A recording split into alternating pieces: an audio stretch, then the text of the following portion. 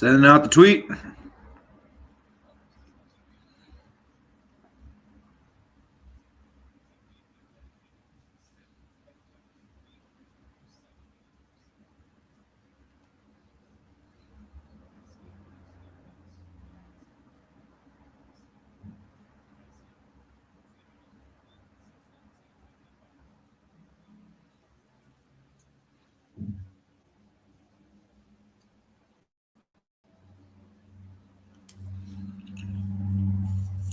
Alrighty.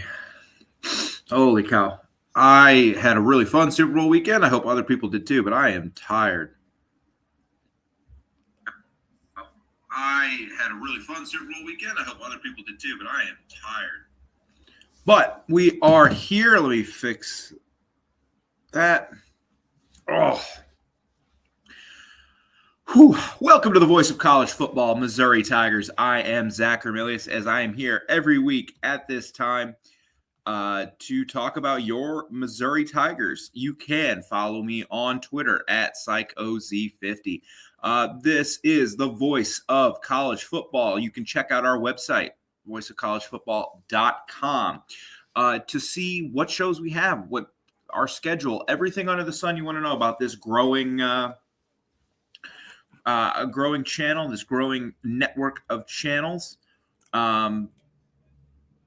Please like and subscribe. You can catch us on all your favorite audio platforms, Spotify. Subscribe to Mark Rogers TV, the Voice of College Football. I'm hyper specific on Missouri. Sometimes we'll branch out and do more SEC talk, but we do love Mark covers coast to coast, and he does an unbelievable job of covering the team. So today here on Missouri Tigers Live, we are going to talk about the schedule, post-portal schedule for your Missouri Tigers, what we are looking at, what we're looking to see. Now we're going to do, this isn't going to be a super long show. As you know, as we get closer to the season, we get into May, into early June, we'll start doing previews for all these teams. But for today, we're just going to kind of look as we go through, and we're going to look at their transfer portal classes and what kind of we expect. What are the expectations for these teams as we head into 2026? Look, Brett McMurphy tweeted it out today after the Super Bowl. We're 200 days for our 200. You get an exact number, but we're 200 days from next season. We got a long way away. We got a lot of things to talk about. Of course, we're going to get into recruiting a little bit as 201 days, and it's a week longer for Mizzou. That's till week 0, which, so we are going to talk about Mizzou's schedule and what's coming up the wire for them this year. Just go over every team as we hit the post portal, and then kind of what the expectations are for Mizzou as we head into the season. So, the Missouri Football Tigers kick off the 2026 season September 5th against UAPB. I would suspect, like the last several years, that game's going to get moved to Thursday to play UAPB. When we get to preview season, I'm probably going to keep UAPB and Troy as on the same show. I'm not going to waste 2 weeks talking about those guys. Obviously, more into Troy than UAPB. But UAPB, that's going to be an easy win for Mizzou. UAPB in 2025. How good were they? They went 4-8, 2-6 in the SWAC. They played Texas Tech. They lost 67-7. Their wins came against Alcorn State, Lincoln, California. I don't know what that school is. Westgate Christian Ravens. Again, I don't know what that school is. And then they beat Southern. So the only FBS team they played is Texas Tech, and they lost 67-7. This is going to be a romp. It should be fun kind of seeing the new weapons Mizzou has on offense. Ahmad Hardy should have a big game. Welcome back, Jamal Roberts. And we'll kind of got to see what somewhat of the rotations will be for Mizzou at like linebacker, corner, even safety. Who do they trust at wide receiver going into this year? The normal first game stuff that everybody looks forward to when we get down to it. But then week 2, September 12th, Mizzou heads to Lawrence, Kansas. I think anybody watching this with me knows how much I love college football, how much I cover college football. I do this show every week. I talk about college football with my friends a lot. I talk about college football a lot. I have not heard a single thing about Kansas's offseason. I know they kept Leipold. I'm looking at their transfer portal class now. They brought in 31 guys. Kevin Otis from Arkansas. The top guys being Jabril Alameen from Marshall, Elijah Cannon, Mississippi State. They brought in some Big 12 transfers. I'm looking through these list of players. Brandon Solis, former Mizzou player, transferred to Kansas. I knew about that one, so I lied. I did hear a little bit. They lost 25 players in the transfer portal. They did bring in Dylan Edwards, so they did bring in a star running back, which could create some interesting things for Mizzou. They also brought in Jerron Willis, the linebacker from South Carolina. He didn't play much, but I know who that is. We'll see what Kansas looks like next year. Who do they start off with? But Kansas had a really disappointing. So we'll see what Kansas does against LIU, sort of like this year. But Kansas had a really rough 2025 after a really rough 2024, where they lost a bunch of one-score games. Kind of thought they'd bounce back in 25, and then they finished 5-7. They started off well enough. They're 3-1, but then losing at home to Cincy really kind of threw things into a blender. They 3-2. They won at UCF, but they had a huge game against Kansas State. That was not a very good Kansas State team last year. Got them at home and lost, and then they lost a couple. Some other games that at Arizona. Yeah, that kind of kept them out of a bowl game. Now they do lose Jalen Daniels. We'll see. I know some Kansas people I've seen are like a little at the end of last year, at least, are a little bit like, okay, like finally, like we'll see what Kansas looks like without that kid. Talented player, of course, but we'll see what he's been around forever, and sometimes it's good for a fresh start. Their quarterback next year potentially is Cole Ballard, who I know that staff really likes.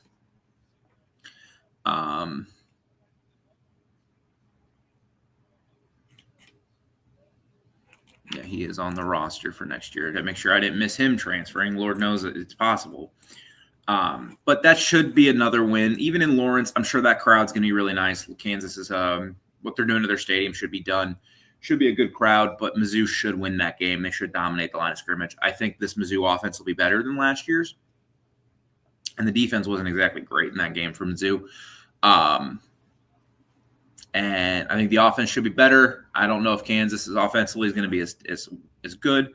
They'll be kind of figuring things out. I'm looking at not even a top 50 transfer portal class, along with not an elite recruiting class, it has me a little worried. Not worried because it's Kansas.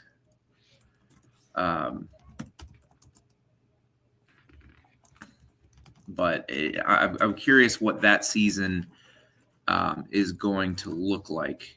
As far from punt and rally, they are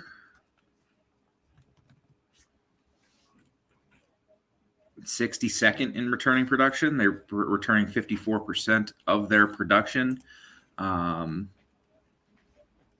from punt and rally. I don't know how great that is, but they're not going to be on. They're not on any, big boards. For the SEC, Mizzou is like bottom. They're 29th overall in returning production. But they did bring back, of course. They lost all their wide receivers, but of course they did bring back Ahmad Hardy and Jamal Roberts, which is of course kind of what's important. Kansas is 57th. So they don't return a lot. Not an amazing portal class. So we'll see. I don't know really what we're looking at from that team this year. I'm sure the atmosphere will be really fun, but I can't imagine that it's going to be another good year for Kansas. It's a game Mizzou needs to win. I'm starting to ramble a little bit, so we're going to move on. But it's a game Mizzou needs to win. Not more than just because it's a rivalry. You just need to win that game because Kansas isn't going to be good. Next, and then in week 3, and this again, they should win this game. But Saturday against Troy is always interesting. 20 years ago, Mizzou lost to Troy at home. And then a few years ago, in 2019, they played Troy. And Kelly Bryant, dirty play, destroyed his ankle. And Mizzou never really recovered for the rest of that year. Last year, Troy did go 8-6. 7-6 in the regular season because they made the Sun Belt Championship game. Gerald Parker in his second year there, former Notre Dame offensive coordinator. He went 4-8 and 8-6, so they definitely built on last year. They're not returning a lot in terms of production, I don't think really any team they're 122nd. I don't think any team at that level is going to return a lot of production. But Troy's kind of created a niche as a bit of a pardon my language, but a pain in the ass program. And they've been a bit of a pain in the ass for Missouri over the years. And just not even because, it's been a close game. Last year saw Troy go into Clemson and give them everything they could handle. They didn't exactly get killed by Memphis. And those were the two big non-conference games. They played at James Madison for the Sun Belt Championship game and hung around for a little bit. They're a tough team. So this is not a game I'd expect Mizzou to be able to name its number, but it's a game Mizzou needs to win. And it's a game Mizzou needs to win handily. Handily does not mean by 7,000 points. Handily means, win 38-13. But now we get into SEC play, and this is kind of where, now that you have 9 games in the SEC, where your bye week and things like that are massively important. Mizzou's got a decent one. It's in between. It's after a really rough 3-game stretch. They get a bye week at Arkansas, and then they finish the season with 3 top 12 teams in 5 weeks. It's not a bad location of the bye week. This changes everything. Now you have one less win if you're a Missouri program. And there are other programs, too, that are going to find themselves in a bit of trouble. Ole Miss coming off a great season, but they usually haven't scheduled great in the non-con. They do play Louisville this year. Kentucky has never really, under Mark Stoops, we'll see what their philosophy is going to be under Will Stein. But it changes a lot in terms of your outlook for your season. You can't go 4-0 in your non-con, go 500 in conference, and you're 8-4 with a chance at a good win in a bowl game for 9 wins. Maybe you sneak one, you're 5-3, and you get a chance for 10 wins. Kind of what we saw Mizzou do in 2024. It's going to make things a lot more difficult for this Missouri team. And it starts in week 4. They go to Mississippi State. Mississippi State's a team they have beaten the crap out of for a couple of years now. They're 35th in the transfer portal.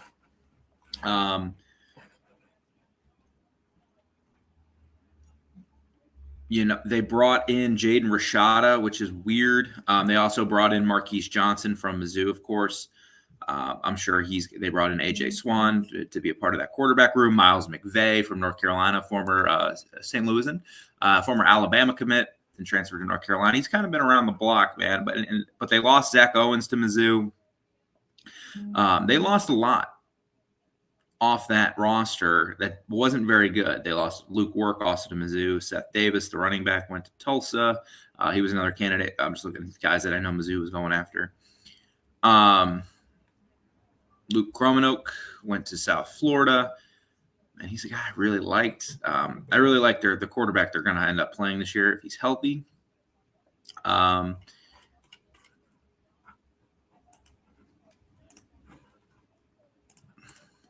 2026.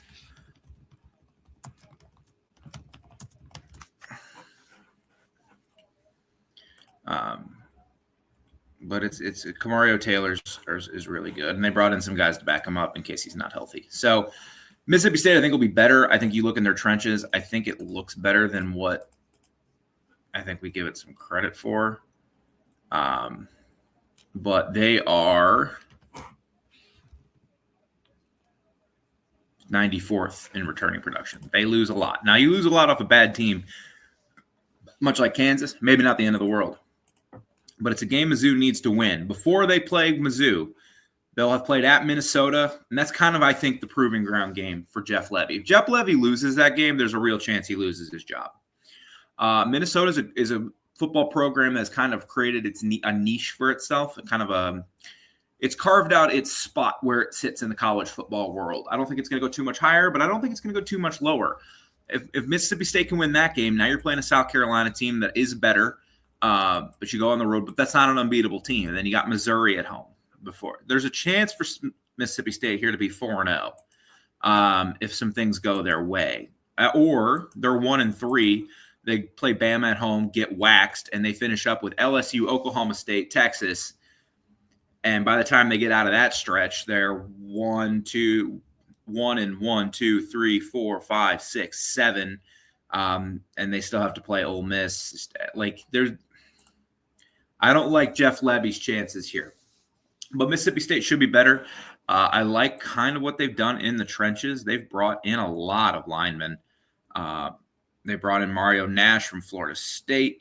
They brought in Miles McVay, like we said. They brought in Brandon Smith from UAB. Isaiah Dent from Oklahoma. DJ Chester from LSU. They did bring in Jaden Rashada, like I said. Amari Williams from Florida State, another Florida State transfers. Jelaine Matthews from Florida State. They really like their Florida State guys. Delane Evans to play defensive line, and Tyler Miller from LSU. I know they took a lot of LSU's guys, that the younger LSU linemen that left. And Brian Kelly, for all his faults, still a good recruiter, so these kids are still talented. But how will Jeff Lebby kind of put it all together in year 3 at Mississippi State? And look, if Jeff Lebby fails here, this is going to be his last chance at like an SEC level program. So we'll see. We'll see what Mississippi State does. I'm intrigued. After that, Mizzou heads to Florida. Florida is going to be hard to talk about, but just because they're going to be so different. It's hard to really project. Like, they're only 28th in transfer portal production return, and they return 72% of their production. They return Jaden Baugh. They return a lot of those receivers, and they bring in Aaron Philo. They're going to be interesting. Eric Singleton is a nice add to that receiver room. They brought in Cam Dooley, the safety, and the only reason I say Cam Dooley is because he was a Mizzou commit at one time. Of course, they brought in Aaron Philo. He's going to be the quarterback. They've also brought in Bailey Stock from Georgia Tech. You would expect them to bring in some guys from Georgia Tech, following Buster Faulkner. Didn't lose a whole heck of a lot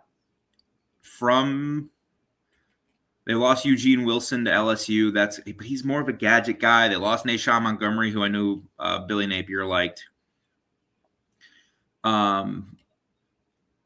lost DJ Lagway, which is always going to hurt, but they kept Jaden Woods, which was important. They kept Jaden Woods. They kept a lot of the talent that they have defensively and offensively, and they kept those receivers. Dallas Wilson. Florida's a chance to be a really good team. If there's a team with a new coach who could step back, like, into the national spotlight next year, I think it's Florida. They bring back Jaden Baugh. They bring, what do they get out of their offensive line? If their offensive line which was a strength, which was supposed to be a strength last year and really wasn't. If they get their offensive line together, it's a team that could be really dangerous going into next year. Yeah, they still have Dallas Wilson. They'll have Bailey Stockton, Vernell Brown, Eric Singleton. Lloyd. Like, this is a team that has a lot of talent. It's a big game for Mizzou. We'll go more into Florida, of course, as we get closer, but that's a huge game. Florida, before they come to Columbia, man, they'll have played Auburn, they'll have played Ole Miss. They should feel decent about winning all those games. If you're the Gators, you have to think you can walk into Columbia 4-0. And if you can walk into Columbia 4-0, Mizzou should walk into Columbia 4-0, and that becomes a pivot game. The winner, your season, you're still really looking at the playoffs. If you lose, like, everything just becomes that much more difficult. Florida was also given a bit of a gift. Not a gift. Like, this is still a difficult schedule, but given a good schedule. After Missouri, they play South Carolina. They go to Texas. They play Oklahoma, and, of course, they play Georgia. But if you look at that schedule, the preseason ranked teams are the teams you would expect to be ranked in the preseason. Ole Miss, Texas, Georgia, Oklahoma. They only play one on Ole Miss, Texas, Georgia, Oklahoma. They only play one on the road. Georgia, of course, at a neutral site. They go to Kentucky. They got Vanderbilt, Florida State. Like, if you're Florida, you have to be looking at this going, okay, we should beat Florida Atlantic. We should beat Campbell. We'll see what Auburn looks like. I'm not real high on Auburn this year. You think you should be able to beat Ole Miss at home. You should be able to beat South Carolina. That's 5 wins. You should be able to beat Kentucky this year. You should be able to beat Vanderbilt. You should be able to beat Florida State. Now you just need to go 2-2. At Missouri, at Texas, Georgia, Oklahoma. And you have to be feeling good about that Missouri game, at least in January. I think there's a real chance Florida, we get to next November, and they get out of that Oklahoma game with a win, and we're looking down that back half of the schedule and they're 8-2 or that'd be 7-2 at Kentucky, Vandy, at Florida State. And we're going, that could be a playoff team. For Mizzou, it's a big game because their schedule kind of ramps up after the Florida game. But Florida, I think, will be a really good team. Jaden Ball versus Ahmad Hardy should be a lot of fun. We'll see what Aaron Philo does. That's kind of the key. Is their offensive line and what Aaron Philo looks like. And I know that Georgia Tech staff really liked him.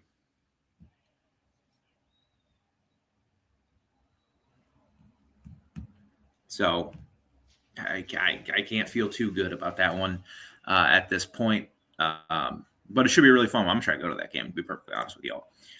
Next, the Texas A&M Aggies, who have beaten your ass for 2 years, come to town. Texas A&M in returning production is 13th. They return a lot offensively. Mario Craver, Marcel Reed. If you return a quarterback, you're probably going to be pretty high on this list. Maryland, BYU, Florida didn't return a quarterback. That's how much else Florida returns. But like Notre Dame, Georgia, Oklahoma.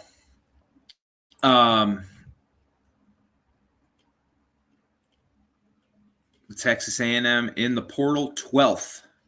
They had a good time in the portal. They brought in some defensive linemen because they do lose a lot defensively, but they did bring in Isaiah Horton from Alabama. I liked him. Will Conformby, they lost a lot off their offensive line, but they brought in some guys that they think can help right away and step in and help. We'll see. They lose a little bit defensively too.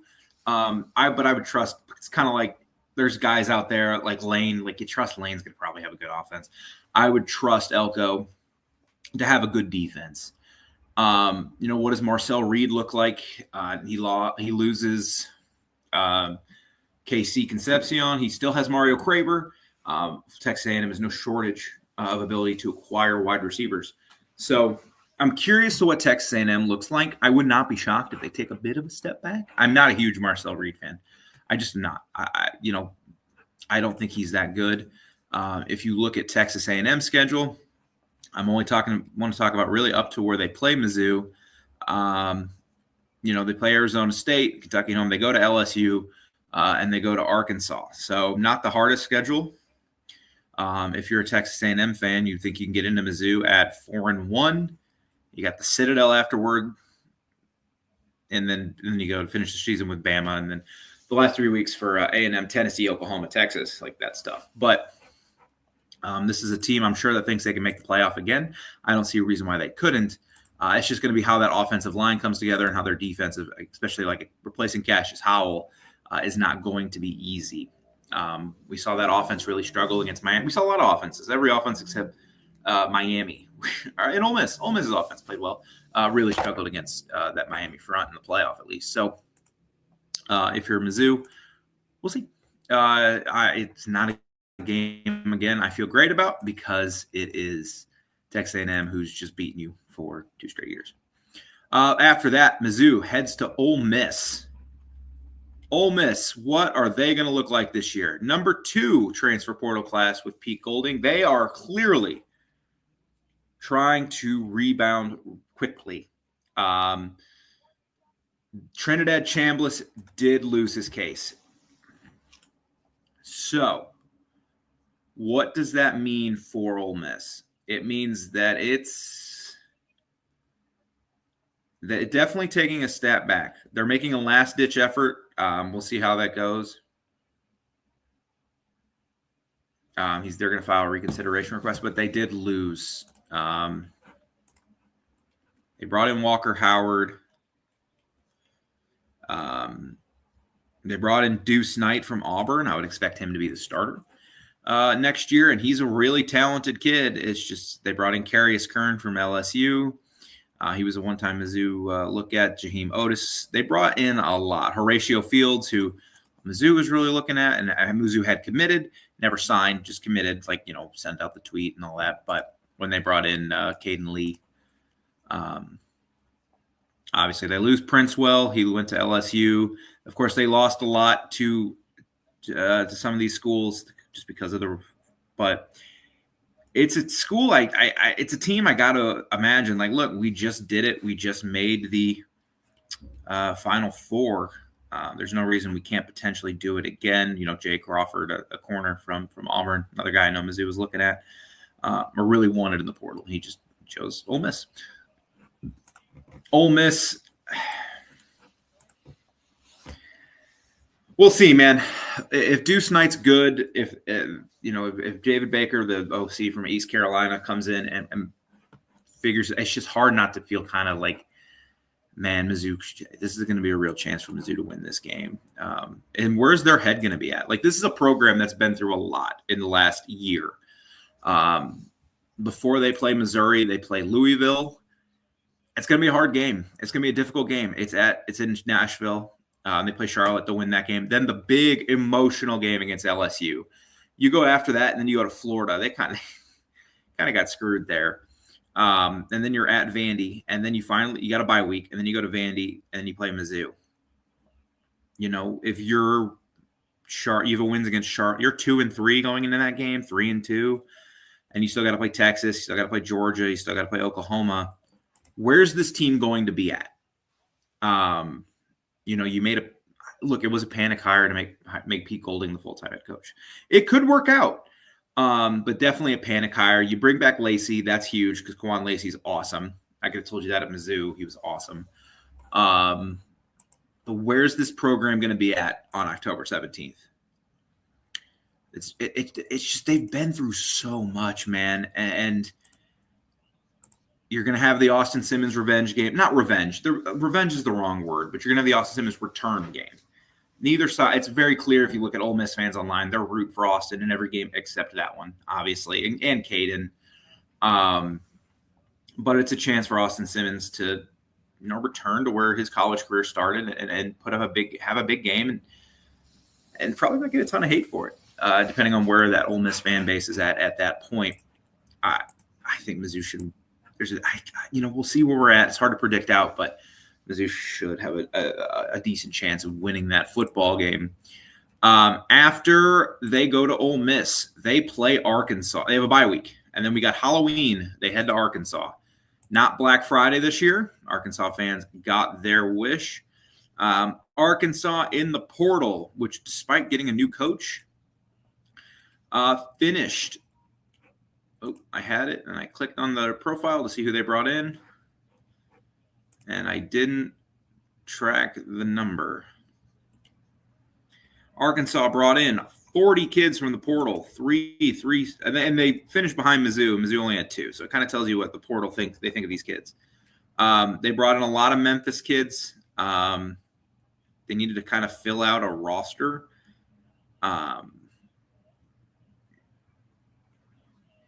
What are they going to look at offensively with Silverfield? Again, not a hire I really loved. They brought in A.J. Hill, who's really talented from Memphis. So we'll see if he gets the start, like what they're going to look like. They did bring in Kamori House from North Carolina. It's probably the highlight of their transfer portal class. They didn't lose a lot. I mean, Keyshawn Blackstock is an interior offensive lineman. He still hasn't signed anywhere. That's crazy. Mizzou should probably give him a call. They lost Kevin Otis to Kansas. They lost some guys in the portal. Taj Overton, whose brother, I think, or it's the same name. It threw me off for a second because Mizzou has a kid that's named the exact same thing. They didn't lose like anybody that noteworthy to the portal, but man, it's just going to be – it's difficult projecting out what Arkansas is going to be. It's a game Mizzou should win because it's Kansas, and Mizzou beats Kansas. I'm sorry, they're doing what? What is the score of this game? Wow. Louisville, Lordy. Arkansas, before they play Mizzou, goes to Utah, plays Georgia, goes to Texas A&M, has Tennessee. They're playing Mizzou off a bye week. And I got to imagine the goal is a bowl game for Arkansas. So North Alabama should win. Tulsa should win. You got to look, if you're Arkansas, you're looking at the schedule going, okay, we're not going to beat Georgia. Probably not going to win at Utah. Not going to beat Texas A&M. Can we spring a home upset against Tennessee or South Carolina? We're not going to win at Texas. We're not going to win at LSU. So there's 4 games you're not winning, 5 games you're not winning. So the Mizzou game becomes a big game for them to make a bowl game. I don't think they will. I don't like the Silverfield hire at all. I've made that clear. So post-portal, I still think it's a game Mizzou should win. Now another big one. Mizzou plays Texas. Texas the week before has a home game against Mississippi State. Afterwards, they go to LSU as we get further into the year. Texas is a team that's definitely going to think they can make the playoff, and there's no reason. This is a big year for Texas and Sark. They've put a lot of work in. They have the number 3 overall class. They did bring in a 5-star transfer portal, which is rare. There's no reason this team should not compete for like a playoff spot. I think this roster's loaded. Sark has all the tools you need to be a really good team. They brought in Melvin Ciani to play tackle. That's with Gooseby. They did not get Justin Seaton or Jordan Seaton, excuse me. But they brought in Justin Cryer from Florida State to play linebacker, kind of fill that. MJ Morris, a little quarterback behind Arch Manning. Raleek Brown and Hollywood Smothers to come play running back. That's a crazy duo, maybe the best in the SEC. They brought in Cam Coleman, Wingo, some of the guys they have back there, Arch Manning, the 2 running backs. They have talent at wide receiver, on offensive line. They're really talented defensively. This is a team that should make the playoff. They lose Jordan Washington. I thought it was really, really funny that they didn't lose Warren Robertson either, which I know they were worried about. I think it's really funny that Parker Livingstone went to Oklahoma. Again, you're Texas. You're looking at your big games are Ohio State at Tennessee, Oklahoma. Florida's kind of an interesting game. Ole Miss, I just don't think Ole Miss is a big game at LSU and Texas A&M. Ole Miss could prove me wrong, and I really hope they do because I have nothing against Ole Miss. Obviously I hope Mizzou beats them, but that's a team that's just been through so dang much. But Texas is going to prove to be a brutal game for Mizzou, and it's at home on November 7th. After that, Mizzou goes to Georgia. Texas is 9th in returning production for what it's worth. Arkansas's got to be near them. bottom right, 51%. Who else did I look at? Ole Miss is 62%, mostly due to Kwan Lacey. Who else did I not bring up? I did bring up Texas A&M. Okay, Georgia. Georgia brings back a lot, and this is again according to puntrally.com. Georgia is 6th in returning production. I know that's a team that really liked what it had last year, and it's young guys. And Kirby's not really a guy that goes after a lot in the portal. They're bringing back Gunnar Stockton.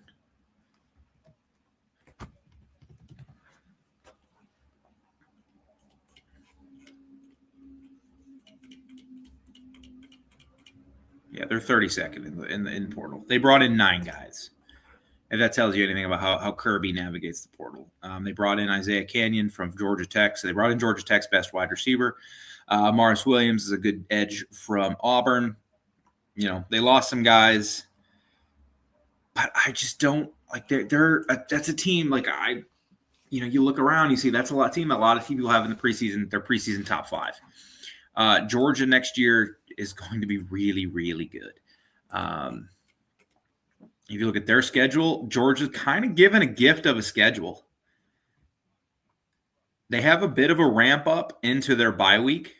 Wow, I am looking at this Georgia schedule. Put Georgia in the playoff now. Tennessee State, Western Kentucky at Arkansas. And you got a tough game against Oklahoma, but it's in between the hedges. Vanderbilt in between the hedges. You go to Bama, no idea what Bama's going to look like with Keelan Russell, and then Auburn, and then a bye week. Florida at a neutral, at Ole Miss, Missouri, at South Carolina. How many okay, so what are your SEC road games? At Arkansas, at Bama, at Ole Miss, at South Carolina. You should win all of those. And you get Georgia Tech, Missouri, Florida, Auburn. That's going to be a dangerous team, man. That's going to be a really hard team for Mizzou to beat. We'll break down Georgia more as we get more into the season. That's a game I would expect Mizzou to lose. After Georgia, Mizzou comes back home to play Kentucky. They finished the season with 2 games. One is Kentucky. Kentucky brought in Kenny Minchey, which was a hell of a pickup for what it's worth. Kentucky's 11th in the transfer portal class rankings. I don't know what Kentucky fans expect. They brought in Nick Anderson. I liked that pickup. He had a really bad year at LSU, but I think he has a decent chance to be really good at Kentucky. We're here at the Voice of College Football Missouri, just going through the schedule, post-portal, kind of what the highlights are for these teams and maybe what the expectations are as we look at their schedule. Lance Hurd from Tennessee. They brought in Mark Manfred, a corner from Mizzou. That's fine.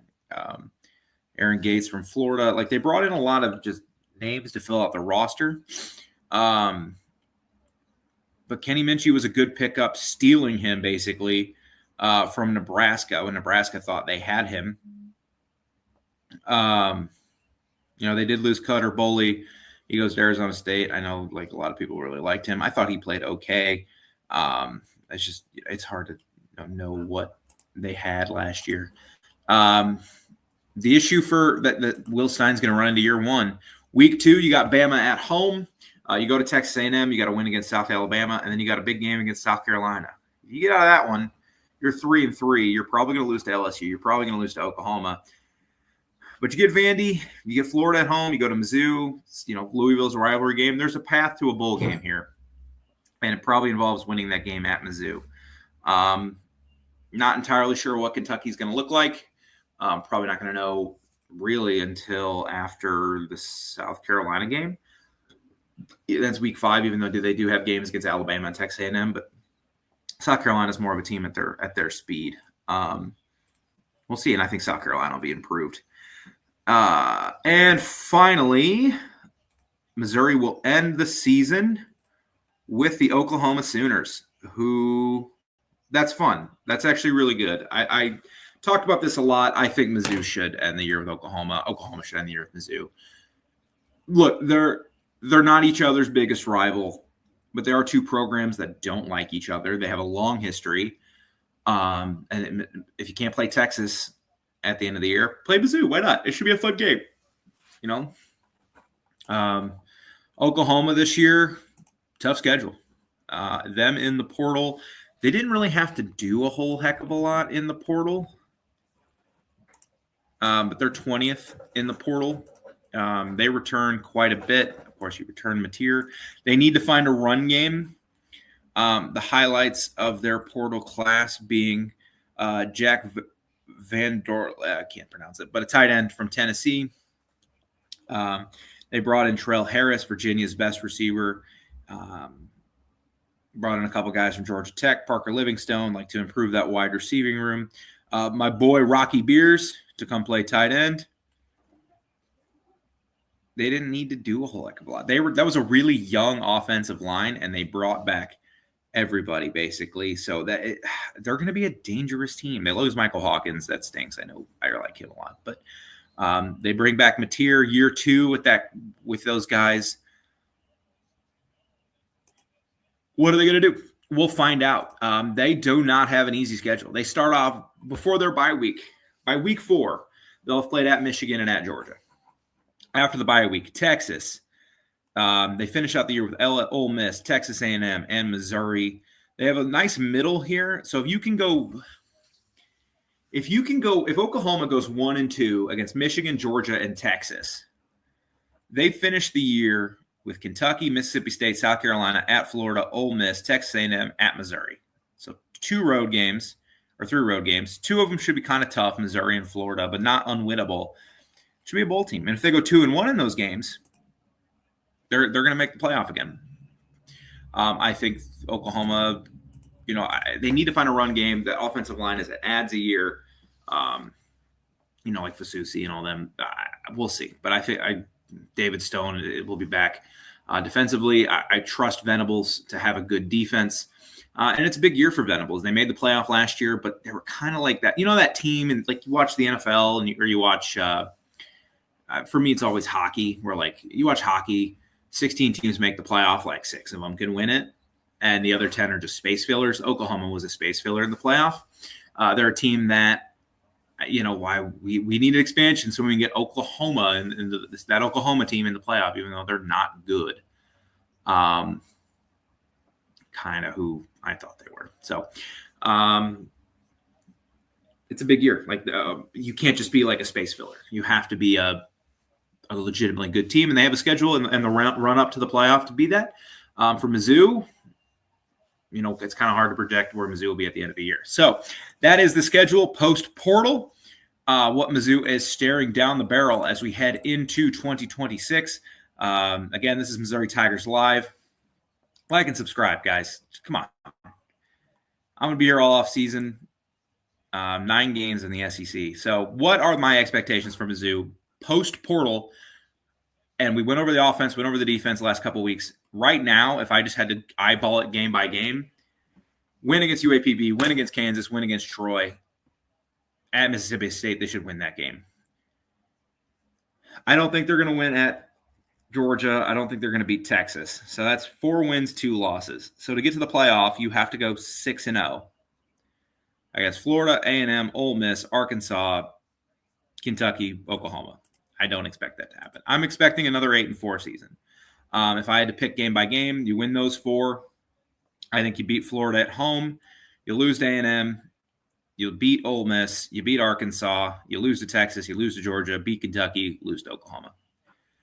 But that does mean you go into that bye week at 1, 2, 3, 4, 5-1. 1, 2, 3, 4. Yeah, 5-1. You're 6-1 after Arkansas, but then you just back-to-back Texas, Georgia. And where are you going to be at mentally after those 2 games for Kentucky? We'll see. But I am going to take off for the week. I hope you all had a safe and wonderful Super Bowl weekend, and I hope you all have a wonderful week watching the Olympics.